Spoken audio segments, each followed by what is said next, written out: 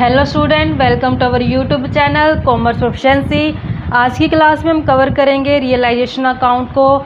Topic इसका with example मैं आपको कवर कराऊंगी। अगर अभी तक आपने मेरे यूट्यूब चैनल कॉमर्स प्रोफिशिएंसी को सब्सक्राइब नहीं किया, सब्सक्राइब कीजिए ताकि जब भी मैं न्यू वीडियोज़ अपलोड करूँ सबसे पहले नोटिफिकेशन आपके पास जाए और वीडियो आप देखें, स्टडी में आपकी कंसिस्टेंसी बनी रही। सबसे पहले हम इसको रियलाइजेशन अकाउंट को बनाते हैं। परफॉर्मा देखेंगे, परफॉर्मा इसका कैसे बनाया जाता है। तो इससे पहले वाली मैंने क्लास में आपको रियलाइजेशन ऑफ असेट और पेमेंट ऑफ लायबिलिटी के बारे में बताया था। इससे पहले वाली क्लास अगर अभी तक देखी नहीं है आपने, देखिए ताकि कंसिस्टेंसी से आपको टॉपिक कवर हो जाए। आज हम करेंगे क्लोजिंग रियलाइजेशन अकाउंट, यानी कि अब यहाँ पे हमने रियलाइजेशन अकाउंट को क्लोज करना है। लास्ट में देखेंगे रियलाइजेशन से प्रॉफिट हो रहा है या फिर लॉस हो रहा है फर्म को, क्योंकि असेट्स को सेल करके जो पैसा आता है उस पैसे का जो यूज़ किया जाता है वो लायबिलिटी के पेमेंट के लिए किया जाता है। तो लास्ट में कुछ पैसा बच जाएगा तो वो प्रॉफिट बन जाएगा, जो पार्टनर्स के कैपिटल अकाउंट में ट्रांसफ़र कर दिया जाएगा। अगर लॉस आ रहा है तो वो भी पार्टनर्स के कैपिटल अकाउंट में ट्रांसफ़र किया जाएगा। तो यहाँ पे सबसे पहले कहते हैं कि रियलाइजेशन अकाउंट अगर प्रॉफिट डिस्क्लोज कर रहा है, प्रॉफिट का मतलब क्या है कि क्रेडिट साइड वो ज़्यादा आ गई है डेबिट साइड से, तो एंट्री क्या करेंगे, रियलाइजेशन अकाउंट डेबिट हो जाएगा 2 में पार्टनर्स कैपिटल अकाउंट के नाम से। अगर लॉस आ जाएगा, लॉस का मतलब क्या है कि अगर डेबिट साइड है वो ज़्यादा आ गई है क्रेडिट साइड से, उस केस में हम एंट्री करेंगे पार्टनर्स कैपिटल अकाउंट डेबिट हो जाएगा और 2 में रियलाइजेशन के नाम से। इसका परफॉर्मा क्या कहते हैं कि हम जानते हैं कि इससे पहले वाली क्लास में मैंने आपको बताया था कि सबसे पहला काम क्या होता है, असेट को हटाना और लायबिलिटी को हटाना। जो भी हमारे पास बैलेंस शीट के अंदर गिवन होती है, जिस भी बुक वैल्यू पे गिवन होती है वो सेम वैल्यू से हमने उसको हटाना होता है। जब हम बैलेंस शीट को बनाते होते हैं तो बैलेंस शीट की हम जानते हैं कि 2 साइड होती है, डेबिट और क्रेडिट साइड होती है, यानी कि लायबिलिटी और असेट साइड दोनों ही होती है। हम बैलेंस शीट के अंदर जब प्रिपेयर करते हैं तो बैलेंस शीट में हम जो लायबिलिटी साइड होती है वो क्रेडिट बैलेंस को शो करती है और जो असेट साइड होती है वो डेबिट बैलेंस को शो करती है। सबसे पहले हम जब असेट को हटाते हैं तो जब असेट हटाई जाएगी तो बैलेंस क्या हो जाएगा, अपोजिट हो जाएगा। डेबिट से क्या कर देंगे, क्रेडिट कर देंगे। तो एंट्री क्या की जाती थी इसकी, रियलाइजेशन अकाउंट डेबिट हो जाता है और 2 में जितनी भी असेट्स थी हमारी वो सारी आई थी। ये मैंने पिछली क्लास में आपको बता दिया था, दोबारा फिर रिपीट करवा देती हूँ कि देखो सबसे पहले हमने रियलाइजेशन अकाउंट को डेबिट किया है। डेबिट साइड पे हम जब रियलाइजेशन अकाउंट के पोस्टिंग करेंगे तो फिर हम ट्रांसफ़र कर देंगे जितनी भी असेट्स होगी। जैसे यहाँ पे सारी असेट आ जाएंगी, लेकिन इसमें कैश और बैंक बैलेंस को शामिल नहीं किया जाएगा। कैश और बैंक बैलेंस को इसलिए शामिल नहीं करते क्योंकि वो ऑलरेडी कैश की फॉर्म में होता है, इसलिए उसको सेल नहीं कर सकते, हटा नहीं सकते, क्योंकि हमें कैश ही तो कन्वर्ट करनी होती है। जो फिक्टिशियस असेट्स होती हैं वो भी शामिल नहीं की जाती है असेट्स की कैटेगरी में। जैसे डेबिट बैलेंस होना प्रॉफिट एंड लॉस अकाउंट का, डेबिट बैलेंस होना पार्टनर्स कैपिटल अकाउंट का, करंट अकाउंट का और लोन टू पार्टनर्स, इन असेट्स को हम शामिल नहीं करेंगे। जितनी भी असेट हो जाती है इनको छोड़ के वो सब की सब हम बैलेंस शीट में बुक वैल्यू जो गिवन होती है उस वैल्यू पे हम इसको रियलाइजेशन अकाउंट में डेबिट साइड पे शो कर देंगे। अब नेक्स्ट आती है हमारी लायबिलिटी साइड। लायबिलिटी क्या होती है, क्रेडिट बैलेंस को शो करती है। जब हम लायबिलिटी को हटाएंगे तो क्रेडिट से क्या हो जाएगी, वो डेबिट हो जाएगी, यानी कि सन्ड्री लायबिलिटी क्या हो जाएगी, डेबिट हो जाएगी और 2 में क्या कर देंगे, रियलाइजेशन अकाउंट के नाम से। तो यहाँ पे रियलाइजेशन अकाउंट क्रेडिट है, क्रेडिट साइड पे लायबिलिटी जितनी बैलेंस शीट के अंदर शो होती है वो सारी यहाँ पे दिखा देंगे। तो एंट्री क्या हो जाएगी, बाय ऑल लायबिलिटी के नाम से। लेकिन लायबिलिटी के अंदर किसको शामिल नहीं किया जाएगा, जैसे क्रेडिट बैलेंस होगा प्रॉफिट एंड लॉस अकाउंट का, रिजर्व्स होते हैं पार्टनर के capital account, current account, loan from partners, क्योंकि जो प्रॉफिट एंड लॉस या रिजर्व्स होते हैं ये पार्टनर्स के कैपिटल अकाउंट के अंदर ट्रांसफ़र किए जाते हैं, ना कि रियलाइजेशन अकाउंट में। तो ये फर्स्ट 2 एंट्रीज होती है बैलेंस शीट के ऊपर बेस्ड होती हैं। बैलेंस शीट में जो असेट है वो हटा दी जाती है, जो लायबिलिटी होती है वो हटा दी जाती है।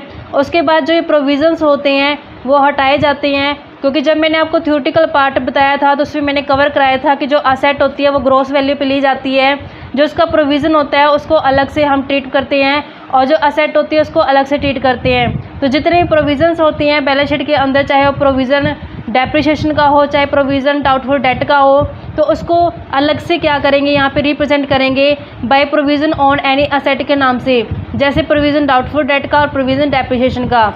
उसके बाद जो हमारी असेट्स होती हैं उसको सेल कर दिए जाते हैं। जब असेट्स को सेल किया जाता है तो सेल करने से फर्म के अंदर क्या आएगा, कैश या बैंक बैलेंस आ जाएगा। जब कैश या बैंक आती है तो कैश या बैंक को क्या करते हैं, डेबिट करते हैं। तो एंट्री क्या करते हैं, असेट्स को रियलाइज़ करने की, कैश या बैंक डेबिट टू में रियलाइजेशन के नाम से हम इसको दिखाते होते हैं। यहाँ पे रियलाइजेशन अकाउंट क्रेडिट है, क्रेडिट साइड पे बाय कैश या बैंक के नाम से इसको दिखा देंगे।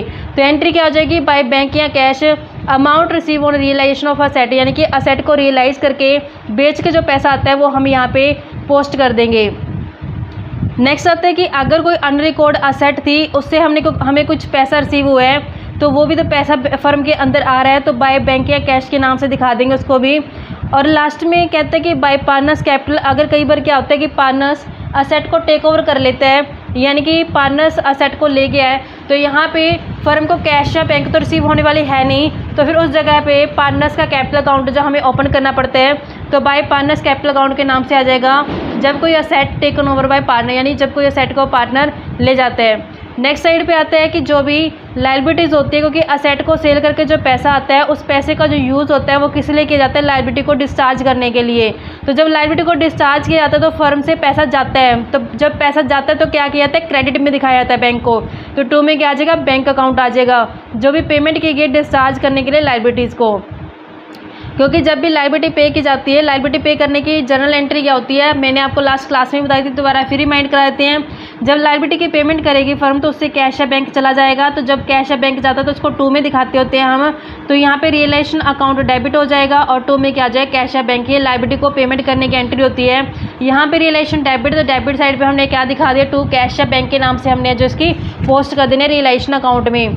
नेक्स्ट आता है टू बैंक या कैश, ये वो खर्चे होते हैं जो रियलाइजेशन के ऊपर आते हैं। अगर ये बैंक या कैश के नाम से तब दिखाया जाएगा जब ये खर्चा फर्म के द्वारा पे किया जाएगा। अगर यहाँ पे पार्टनर्स पे करते तो यहाँ पे कैश या बैंक की बजाय किसका नाम आ जाएगा, पार्टनर्स की कैपिटल अकाउंट दिखा देंगे। अगर फर्म पे करती है एक्सपेंस तो हम किसका नाम दिखाएंगे, बैंक या कैश का। नेक्स्ट आता है पार्टनर्स कैपिटल अकाउंट, ये तब हम पार्टनर्स कैपिटल अकाउंट लिखेंगे अगर कोई लायबिलिटी है जो पार्टनर द्वारा ली गई है। कहते हैं लायबिलिटी टेकन ओवर पार्टनर्स और any expense pay by him, remuneration commission payable to him. Partners का कैपिटल अकाउंट इसलिए दिखाया गया यहाँ पे क्योंकि पार्टनर्स ने यहाँ पे रिस्पॉन्सिबिलिटी ली है, या तो वो कहते हैं कि मैं रियलाइजेशन के एक्सपेंस पे कर दूंगा, या कोई लायबिलिटी को पे करने की यहाँ पे उसने रिस्पॉन्सिबिलिटी ले ली है।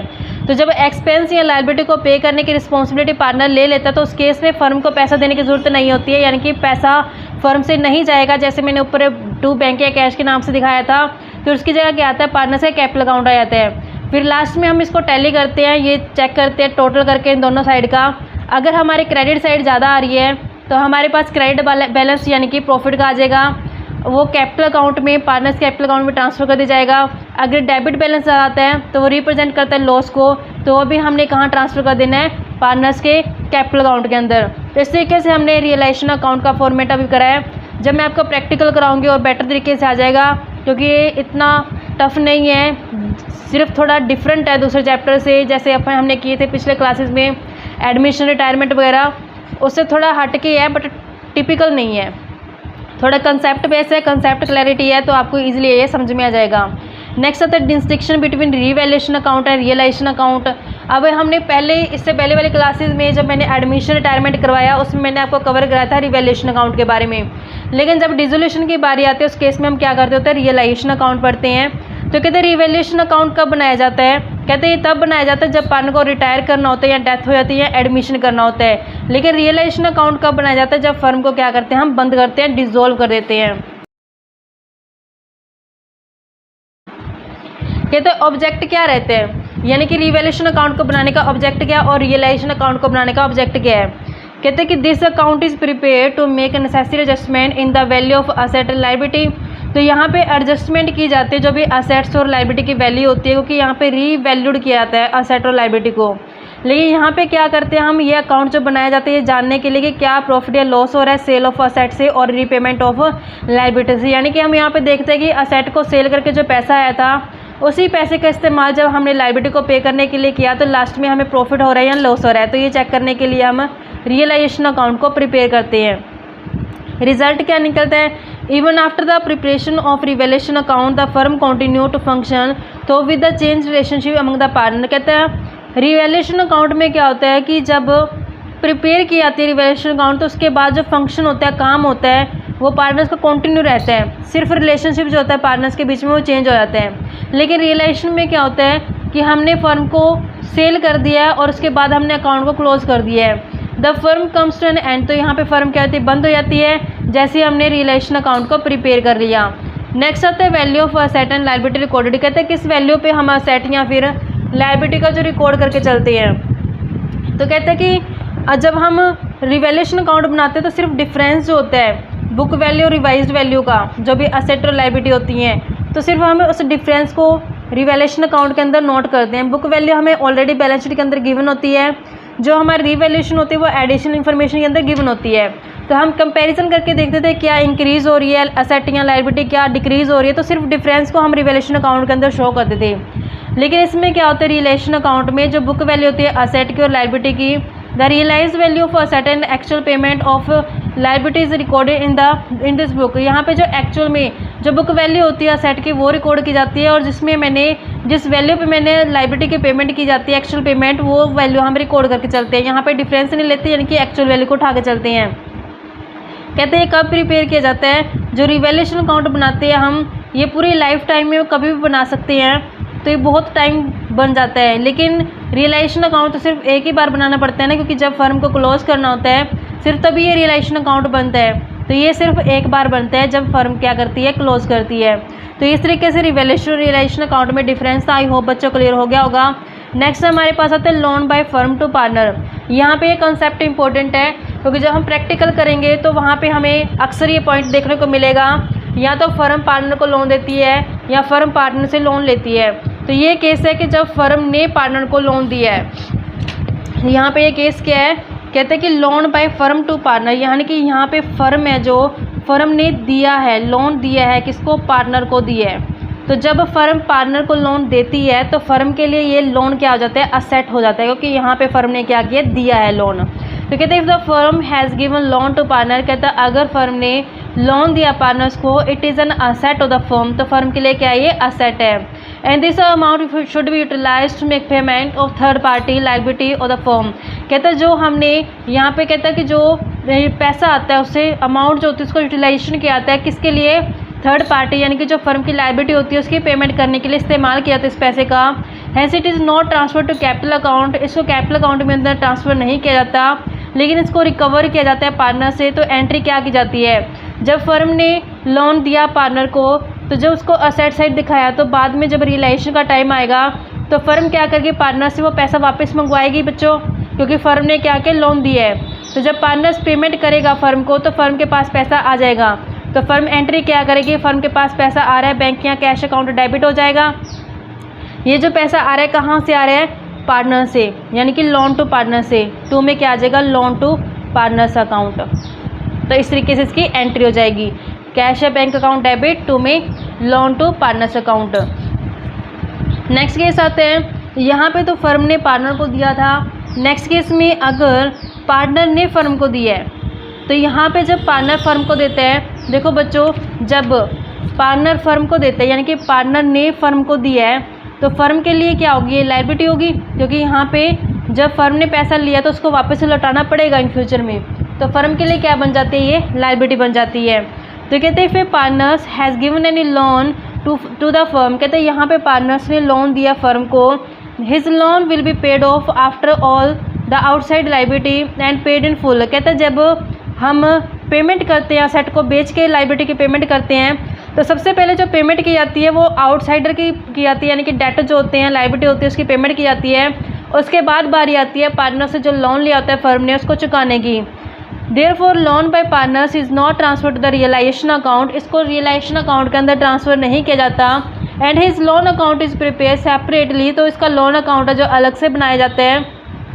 And paid of by passing the following, तो यहाँ पे जब पेमेंट की जाएगी तो कैसे की जाएगी, जब फर्म पेमेंट करेगी किसकी, लोन की, तो पेमेंट करते समय फर्म से क्या होगा, पैसा चला जाएगा।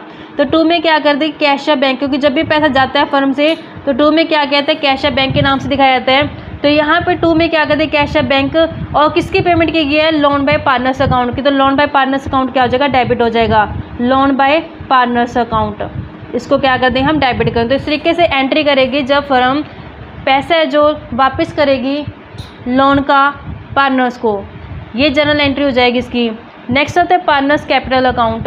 अब हम जानते हैं कि जब फर्म रियलाइजेशन अकाउंट बनाती है, उसके बाद लोन अकाउंट बनाती है, तो फिर पार्टनर्स के कैपिटल अकाउंट की बारी आती है कि पार्टनर्स का कैपिटल अकाउंट प्रिपेयर किया जाता है। तो लास्ट में देखा जाता है कि पार्टनर्स को कितना पैसा देना बनता है या फिर उनसे लेना बनता है। After the transfer of profit और loss on realisation undistributed profit reserve or sector to the capital account. जैसे हम नॉर्मल कैपिटल अकाउंट बनाते हैं वैसे ये भी बनाएंगे। जितने भी प्रॉफिट एंड लॉस होते हैं, चाहे प्रॉफिट हो चाहे लॉस हो, रियलाइजेशन का वो ट्रांसफर किया जाता है कैपिटल अकाउंट के अंदर, क्योंकि लास्ट में जो भी रियलाइजेशन अकाउंट बना के प्रॉफिट एंड लॉस आता है वो किस में ट्रांसफर करते हैं, हम पार्टनर्स के कैपिटल अकाउंट के अंदर ट्रांसफर किए जाते हैं। तो लास्ट में जो भी प्रॉफिट आया रियलाइजेशन का या जो भी लॉस आया तो वो कहाँ ट्रांसफर करेंगे, कैपिटल अकाउंट के। अनडिस्ट्रीब्यूटेड प्रॉफिट जो होते हैं, रिजर्व्स होते हैं, ये सारे किस में दिए जाते हैं, पार्टनर्स के कैपिटल अकाउंट में ट्रांसफर कर दी जाते हैं। कहते हैं जो लास्ट में बैलेंस आएगा उसको क्लोज करने के बाद, यानी कि जब कैपिटल अकाउंट को क्लोज किया जाएगा तो वो जो बैलेंस आएगा उसका ट्रीटमेंट कैसे करेंगे। कहते हैं अगर मान लो कि जो बैलेंस आया है, when a partner is required to bring in cash to clear off his debit balance the entry will be. तो कहते हैं अगर मान लो कि डेबिट बैलेंस आ गया, डेबिट बैलेंस आने का मतलब क्या है कि अब फर्म को पार्टनर द्वारा पैसा मिलेगा, यानी कि फर्म को मिलेगा पैसा पार्टनर से, क्योंकि डेबिट बैलेंस आ गया। तो जब डेबिट बैलेंस आता है, डेबिट बैलेंस का मतलब आपको क्लियर कराती हूँ बच्चों। डेबिट बैलेंस क्या होते हैं कि जब यानी कि फर्म कैपिटल अकाउंट बनाती है ना, मतलब कैपिटल अकाउंट में अपन जानते हैं कि डेबिट साइड होती है, ये क्रेडिट साइड होती है।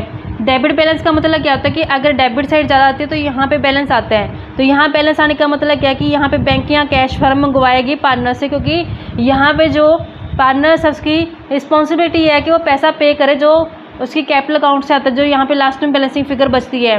तो यहाँ पे जब डेबिट बैलेंस आएगा तो फर्म को पैसा मिलेगा पार्टनर से, तो जब पैसा आएगा तो एंट्री क्या कर देगी, बैंक अकाउंट डेबिट कर देगी। तो ये कहाँ से आएगा, पार्टनर्स के कैपिटल अकाउंट से आएगा। तो 2 में क्या कर दिया जाएगा, partners capital account, partners capital account के नाम से। अगर मान लो नेक्स्ट केस कहता है कि अगर बैलेंस आता है क्रेडिट, क्रेडिट बैलेंस का मतलब क्या है कि क्रेडिट साइड ज़्यादा है और डेबिट साइड क्या कम है, तो यहाँ पे फिर फर्म क्या करेगी, पैसा पे करेगी, बैंक या कैश के नाम से आ जाएगा। तो जब फर्म पैसा पे करेगी तो एंट्री क्या करेगी उस केस में, फिर यहाँ पे पैसा जा रहा है फर्म से, जब जाता है पैसा तो 2 में जाता है कैश या बैंक के नाम से, कैश या बैंक अकाउंट को क्रेडिट कर देगी, डेबिट में क्या करेगी, पार्टनर्स का कैपिटल अकाउंट। तो एंट्री क्या कर देगी, पार्टनर्स कैपिटल अकाउंट डेबिट हो जाएगा और 2 में कैश या बैंक के नाम से। तो इस तरीके से 2 ट्रांजेक्शन हो जाएंगे कैपिटल के केस में, या तो डेबिट बैलेंस आ जाएगा या क्रेडिट बैलेंस आ जाएगा। लास्ट में जब हम हिसाब किताब करेंगे पार्टनर्स के कैपिटल अकाउंट का,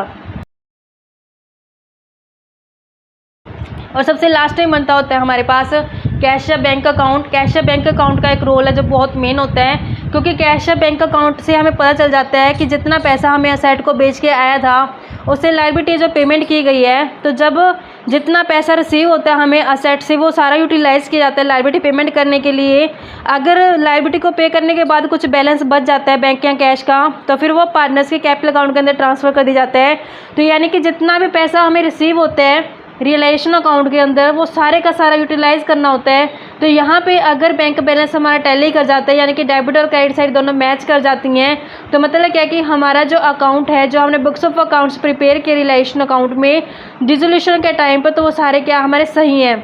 अगर बैंक अकाउंट जो टैली नहीं करता, यानी कि डेबिट और क्रेडिट साइड दोनों इक्वल नहीं आती, तो फिर हमारी बुक्स ऑफ अकाउंट्स को मेंटेन करने में जब डिसोल्यूशन का टाइम होता है तो कुछ ना कुछ मतलब गलती रहती है, क्योंकि बैंक बैलेंस का मैच होना ज़रूरी होता है। कैश और बैंक अकाउंट में क्या है, opening balance of cash and bank and all the receipt are entered on the debit side of this account and all the payment are entered on the credit side of this account. कहते हैं opening balance जो होता है cash का, और जितना पैसा receive होता है हमें रिसिप्ट होती है वो सारे के सारे डेबिट साइड जाती है, और जो पेमेंट करनी होती है वो सारे के सारे क्रेडिट साइड ट्रांसफ़र करते हैं बैंक अकाउंट के। This account must be prepared and close last हो, सबसे लास्ट में कहता है ये अकाउंट को प्रिपेयर किया जाता है और क्लोज किए जाते हैं। All and the total of both the side of this account must be equal. कहते हैं कि इसका दोनों साइड का इक्वल आना जरूरी होता है, क्योंकि जितना रिसिप्ट होता है वो सारा पेमेंट करना बनता है। In this way this account कहते हैं जो ये इस तरीके से जो अकाउंट होता है ये हेल्पफुल होता है हमें वेरीफाई करने में कि कहीं अर्थमेटिकल एक्यूरेसी तो नहीं है, हमारी अर्थमेटिकल एक्यूरेसी को चेक करने के लिए हेल्पफुल होता है। क्योंकि अगर बैंक बैलेंस की दोनों साइड यानी कि डेबिट और क्रेडिट साइड टैली होगी है, तो मतलब क्या हमने जो बुक्स ऑफ अकाउंट्स प्रिपेयर किया है वो बिल्कुल सही है। नेक्स्ट नोट में कहते हैं कि अगर कैश और बैंक बैलेंस दोनों ही गिवन है बुक्स ऑफ अकाउंट्स के अंदर यानी बैलेंस शीट के अंदर, तो हम जानते हैं कि या तो मुझे कैश अकाउंट बनाना पड़ेगा या बैंक अकाउंट बनाना पड़ेगा। अगर मैंने बनाया कैश अकाउंट तो फिर मैं क्या करूँगी, बैंक को विदड्रॉ कर लाऊंगी, यानी कि बैंक को किस में कन्वर्ट कर लूँगी, कैश में कन्वर्ट कर लूँगी, बैंक से पैसा निकलवा के।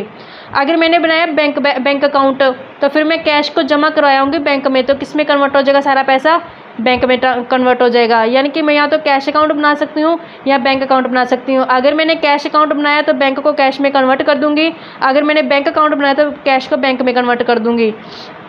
इस तरीके से बच्चे हमने सारा बेस जो क्लियर कर लिया।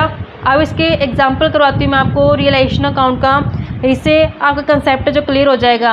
अब सबसे पहले हम इसकी स्टेटमेंट पढ़ते हैं। एग्जाम्पल नंबर 4, इलस्ट्रेशन 4 की स्टेटमेंट में क्या कह रहा है, कहते हैं कि A and B share profit in the ratio 3:2। कहता है ए और बी दो पार्टनर्स हैं, वो प्रॉफिट एंड लॉस रेशो 3:2 में डिस्ट्रीब्यूट करते हैं। बैलेंस शीट जो 31 मार्च की गिवन है, हमारे पास लायबिलिटी साइड है और असेट साइड है। कहते हैं partner decide to dissolve the firm, कहता है पार्टनर डिसाइड किया कि वो फर्म को क्या कर देंगे, डिसॉल्व कर देंगे अब डेट को, यानी कि जॉब्स की डेट 31 मार्च 2021 गिवन है। और जो कहते हैं असेट्स को रियलाइज़ किया गया, कैसे रियलाइज़ किया गया, स्टॉक को 45,000 से, machinery 20% less than book value से, डेटर 35,000 से, लैंड एंड बिल्डिंग का जो 30,000 more than the book value, और creditor agree to accept 5% less expense और रियलाइजेशन असेट अमाउंट टू 1200। तो कहते हैं इसके जर्नल एंट्री बनाओ और जो अकाउंट बनता है वो बनाओ। सबसे पहले हम इसकी जर्नल एंट्री बनाते हैं। जब जर्नल एंट्री बनाएंगे तो मैंने पहले बताया आपको कि जब भी हम रियलाइजेशन अकाउंट बनाते हैं तो जितने भी बैलेंस शीट के अंदर बुक वैल्यू पे हमें असेट्स और लायबिलिटी गिवन होती है, इसको हटाना होता है। सबसे पहले हम असेट को हटाते हैं। तो जब हम असेट्स को हटाएंगे, तो जब असेट्स को हटाया जाएगा तो डेबिट से क्रेडिट में चला जाएगा बैलेंस। तो हम जब इसकी एंट्री करेंगे, जर्नल एंट्री करें तो कैसे करेंगे, तो यहाँ पे डेबिट से क्या होगी, क्रेडिट होगी। असेट तो हमारे रियलाइजेशन अकाउंट डेबिट हो जाएगा, रियलाइजेशन अकाउंट डेबिट कर देंगे, और जितने भी असेट्स हमें बैलेंस शीट के अंदर गिवन है वो सारी की सारी हम क्या कर देंगे, यहाँ पे क्रेडिट कर देंगे। जैसे यहाँ पे हमारे पास असेट साइड पे जो गिवन है बैलेंस असेट्स के, वो सारे के सारे हम यहाँ पे 2 में इसको शो कर देंगे। जैसे यहाँ पे कैश को ज़रूरत नहीं होती ट्रांसफ़र करने की रिलेशन अकाउंट में, क्योंकि ऑलरेडी कैश की फॉर्म में होती है, सिर्फ हमें असेट हटानी होती है। असेट्स में जैसे डेटर्स हैं, डेटर्स को हटा दिया जाएगा, डेटर्स 40,000 से हैं। ऐसे ही नेक्स्ट हमारे पास प्रोविज़न है, वो अलग से दिखाया जाएगा, क्योंकि यहाँ पे सिर्फ हमने ग्रॉस अमाउंट दिखानी होती है, नेट अमाउंट को नहीं लेके चलते। नेक्स्ट असेट में हमारे पास आते हैं स्टॉक, 2 में स्टॉक के नाम से दिखाएंगे 5 और 800 से। नेक्स्ट मशीनरी है, तो 2 में चली जाएगी मशीनरी। मशीनरी हमारे पास गिवन है 40,000 से। और लास्ट में हमारे पास गिवन है land and building, land and building given है 1,20,000 से। तो जब हम इसका टोटल करेंगे तो टोटल आएगा 2,54,800 से। ये तो मैंने असेट को क्या किया, हटाया, जो बैलेंस शीट के अंदर गिवन थी। ऐसे सेम तरीके से हमने क्या कर देना, लायबिलिटी को हटा देना है। लायबिलिटी का बैलेंस क्या होता है, क्रेडिट होता है। तो जब मैं इसको हटाऊंगी तो क्या कर दूंगी, डेबिट कर दूंगी। यानी कि लायबिलिटी साइड पे मेरे पास क्रेडिटर्स गिवन है, तो क्रेडिटर्स क्या हो जाएंगे, यहाँ पे अब डेबिट हो जाएंगे, क्योंकि मैं क्या करूँ, इसको हटा रही हूँ। क्रेडिटर्स 20,000 से गिवन है, इसके अलावा और कोई लायबिलिटी है नहीं है। लेकिन मैंने असेट साइड पे प्रोविज़न को छोड़ा था, तो अब यहाँ पे प्रोविज़न मैं दिखा दूंगी। प्रोविज़न ऑन डाउटफुल डेट के नाम से यहाँ पे 1800 आ जाएगा, और बैलेंस कहाँ ट्रांसफ़र कर दी जाएगा, रियलाइजेशन अकाउंट में। तो 2 में क्या आ जाएगा, रियलाइजेशन अकाउंट। तो यहाँ पे टोटल आ जाएगा 21,800 से। तो ये मैंने असेट को हटाया जो बैलेंस शीट के अंदर गिवन थी, ये मैंने लायबिलिटी को हटाया जो बैलेंस शीट के अंदर गिवन थी। अब उसके बाद बारी आती है असेट्स को सेल करने की। तो यहाँ पे हमें बताया गया है कि असेट्स जो कैसे रियलाइज़ की गई है। तो जैसे जैसे मुझे रियलाइजेशन बताया गया है असेट का, वैसे वैसे मैं इसको रिकॉर्ड कर लूँगी कि कितने में अपने को असेट्स को रियलाइज़ करके जो मनी रिसीव हुई है। तो यहाँ पे जब हम इसको रिकॉर्ड करते हैं, असेट्स को रियलाइज़ करते हैं, तो जब असेट्स को रियलाइज़ किया था उससे बैंक बैलेंस जो बढ़ जाता है फर्म का, तो बैंक अकाउंट डेबिट हो जाएगा, और 2 में रियलाइजेशन कर देंगे, क्योंकि ये पैसा जो बैंक बैलेंस का हम कहाँ ट्रांसफ़र करेंगे, रियलाइजेशन अकाउंट में। अब देखते हैं कि कैसे कैसे असेट्स को सेल किया गया। स्टॉक है जो कहता है 45,000 से सेल हो गया, स्टॉक के मैंने 45,000 दिखा देने हैं। मशीनरी कहता है 20% लेस है। अब मैंने देखा मशीनरी मेरे पास 40,000 की थी, 40,000 का 20% करेंगे 8,000, लेस बोला तो 40 में से 8 गया 32,000। तो 32,000 से क्या हो गया, मेरे को मशीनरी से पैसा मिल गया। नेक्स्ट कहता है डेटर से 35,000 मिले, तो डेटर से मैंने यहाँ पे 35,000 मिल गया। नेक्स्ट हमारे पास लैंड एंड बिल्डिंग कहता है 30,000 more than the book value, यानी कि लैंड एंड बिल्डिंग की जितनी वैल्यू थी उससे 30 एक्स्ट्रा मिल गया। तो 120 पहले था, 30 एक्स्ट्रा हो गया तो 150 मिल गया, यानी कि मुझे लैंड एंड बिल्डिंग से टोटल पैसा कितना मिल गया, 2,62,000 रुपये। यानी कि असेट्स को रियलाइज़ करके मुझे कितना पैसा मिल गया, 2,62,000। तो यहाँ पे बैंक बैलेंस के आगे मैं 2,62,000 दिखा देती हूँ, 2,62,000 से। आई होप बच्चों के क्लियर हो गया होगा। ये असेट्स को रियलाइज़ करके पैसा आया, अब इसी पैसे का इस्तेमाल हम किस लिए करते होते हैं, लायबिलिटी को पेमेंट करने के लिए। तो नेक्स्ट केस में हम लायबिलिटी को पेमेंट करेंगे। लायबिलिटी में कहता है क्रेडिटर्स जो एग्री हो चुके हैं कि वो 5% लेस से जो एक्सेप्ट कर लेंगे। तो जब क्रेडिटर्स की पेमेंट की जाएगी फर्म के द्वारा तो इससे बैंक क्या हो जाएगा, कम हो जाएगा। तो बैंक जब कम हो जाएगा तो बैंक बैलेंस जब कम हो जाए तो उसको क्या करते हैं, हम क्रेडिट करते हैं। टू में बैंक अकाउंट के नाम से इसको दिखाएंगे। जब इसकी पेमेंट की जाती है लायबिलिटी को तो रियलाइजेशन अकाउंट डेबिट हो जाता है। Realisation account debit to bank के नाम से दिखाते हैं। अब हमने देखा कि जो क्रेडिटर्स बुक्स के अंदर शो किया गया वो 20,000 से हैं। 20,000 में कहता कि 20,000 से कहते लेस करना है, हमने 5% लेस पे हुए हैं। तो 20,000 का 5% करेंगे 1000, तो लेस का मतलब है कि 19,000 में क्या कर दी गई, इनकी पेमेंट कर दी गई है। तो 19,000 और ये 19,000। तो इस तरीके से हमने ये लायबिलिटी यानी कि जो क्रेडिटर था उसकी पेमेंट कर दी गई है। आई होप कि आपको बच्चों क्लियर हो गया होगा ये। नेक्स्ट कहता है कि एक्सपेंस जो रियलाइजेशन के वो हो गए हैं 1200 से। हमने पहले थ्योरी में पढ़ा कि अगर कुछ स्पेसिफाई ना हो गया एक्सपेंस फर्म द्वारा पे किए गए हैं या पार्टनर द्वारा पे किए गए हैं तो हम ये अज्यूम करके चलते हैं कि जो एक्सपेंस है वो किसके द्वारा पे किए गए हैं, फर्म द्वारा। तो यहाँ पे हम फर्म द्वारा अज्यूम करते हैं कि एक्सपेंस फर्म ने पे किए, तो एंट्री क्या कर देते हैं, रियलाइजेशन एक्सपेंस डेबिट कर देंगे, रियलाइजेशन अकाउंट डेबिट कर देंगे। जब फर्म पेमेंट करेगी तो टू में क्या आ जाएगा, बैंक अकाउंट। तो यहाँ पे 1200 से क्या कर दी गई, इसकी पेमेंट कर दी गई है। 1200 से हम इसको दिखा देंगे। उसके बाद बारी आती है हमारी रियलाइजेशन अकाउंट को प्रिपेयर करने, क्योंकि रियलाइजेशन अकाउंट प्रिपेयर करके हमें पता चल जाएगा कि लास्ट में फर्म को प्रॉफिट हो रहा है या लॉस हो रहा है रियलाइज़ करने से असेट्स और लायबिलिटी को। तो रियलाइजेशन अकाउंट में जितने बैलेंसेस मैंने अब रियलाइजेशन अकाउंट के नाम से दिखाया है वो सारे के सारे मैं अब लेजर्स में यानी कि रियलाइजेशन अकाउंट के अंदर पोस्ट कर दूंगी। तो रियलाइजेशन अकाउंट हम बनाते हैं, रियलाइजेशन अकाउंट। तो इसमें जितने भी ट्रांजेक्शन्स मैंने रियलाइजेशन के नाम से दिखाई है वो सारी की सारी हम क्या करेंगे, पोस्ट कर देंगे। तो जैसे सबसे पहले हमने असेट को हटाया था, तो जब मैंने असेट को हटाया तो यहाँ पे क्या किया, रियलाइजेशन अकाउंट डेबिट किया। टू में डेटर स्टॉक मशीनरी और लैंड एंड बिल्डिंग। तो यहाँ पे रियलाइजेशन अकाउंट क्या है, डेबिट है। तो मैं डेबिट साइड पे पोस्ट कर देती हूँ सारे के सारे जो मैंने ये असेट थी डेबिट साइड पे मैंने पोस्ट कर देना है। जितनी मैंने असेट हटाई थी, एक तो डेटर्स हटाए थे, डेटर्स 40,000 से। नेक्स्ट हमने स्टॉक को हटाया था, स्टॉक हमारे पास 54,800 से था। नेक्स्ट हमने मशीनरी हटाई थी, मशीनरी हमारे पास 40,000 से थी। और लैंड एंड बिल्डिंग थी जो वो 1,20,000 से थी। अब नेक्स्ट हमने लायबिलिटी को हमने रियलाइजेशन अकाउंट में ट्रांसफ़र किया था। तो जब हमने रियलाइजेशन अकाउंट में ट्रांसफ़र किया लायबिलिटी को तो उस टाइम पे हमने एंट्री की थी, ये एंट्री की थी रियलाइजेशन क्रेडिट है। क्रेडिट साइड पे अब हम क्रेडिटर्स और प्रोविज़न को दिखा देंगे। तो यहाँ पे हम दिखा देंगे बाई में क्रेडिटर्स के नाम से। क्रेडिटर्स के हमारे पास बनते हैं 20,000 और बाई में प्रोविज़न फॉर डाउटफुल डेट के नाम से हमने कितने ट्रांसफ़र किए थे, 1800। तो इस तरीके से हमने लायबिलिटी और असेट हटा दी है। उसके बाद हमने देखा कि जब मैंने असेट को रियलाइज़ किया तो यहाँ पे रियलाइजेशन अकाउंट क्रेडिट किया है। क्रेडिट साइड पे बाय बैंक के नाम से दिखा देंगे। तो यहाँ पे मैं पोस्ट कर दूँगी बाय बैंक के नाम से कितना मेरे को 2,62,000 जो रिसीप्ट हुआ था। नेक्स्ट मैंने रियलाइजेशन अकाउंट को डेबिट किया है। टू में बैंक के नाम से दिखा देंगे 19,000। तो यहाँ पे टू बैंक के नाम से हम दिखा देंगे 19,000। नेक्स्ट में रियलाइजेशन डेबिट है और टू में क्या बैंक है, तो डेबिट साइड पे मैं दिखा देती हूँ टू बैंक के नाम से 1200। तो इस तरीके से मैंने सारी पोस्टिंग थी जो मैंने कर दी है बुक्स ऑफ अकाउंट्स के अंदर। अब चेक करना होता है कि क्या सारी असेट्स बिक गई हैं। तो हमने देखा कि जितनी असेट थी सारी सेल हो चुकी हैं, कुछ भी असेट नहीं बची। इन केस अगर कोई असेट बेची ना हो, बताया ना हो एडिशन इन्फॉर्मेशन के अंदर कि असेट जो कितने में बिकी है, तो हम अज्यूम कर लेते हैं कि बुक वैल्यू में बिक गई है, क्योंकि असेट सारी की सारी सेल करनी ज़रूरी होती है। अगर लायबिलिटी बता रखी है हमें कैसे पेमेंट किए तो ठीक है, अगर नहीं बताई होती तो हम अज्यूम कर लेते हैं कि लायबिलिटी है जो बुक वैल्यू पे की गई है। तो यहाँ पे हम सारी लायबिलिटी को क्लियर करेंगे और लास्ट में हम देखते हैं कि इसका टोटल करेंगे, बैलेंस करेंगे जब, तो हमारे पास इस केस में प्रॉफिट आ रहा है 8800 से। तो जब प्रॉफिट 8800 से आ रहा है तो हम इसको ट्रांसफ़र करते हैं, क्योंकि ये बैलेंस होता है प्रॉफिट का होता है। तो हम कैसे दिखाएँगे, to profit on realisation transfer करते हैं हम। हमारे पास पार्टनर कौन है, दो हैं, ए और बी। तो ए कैपिटल बी कैपिटल अकाउंट में हम ट्रांसफ़र करेंगे। रेशियो क्वेश्चन के अंदर हमें 3:2 गिवन है। तो जब हम इसको 16 ऐड करेंगे 25280 से हमने इसकी मतलब पोस्टिंग कर देनी है।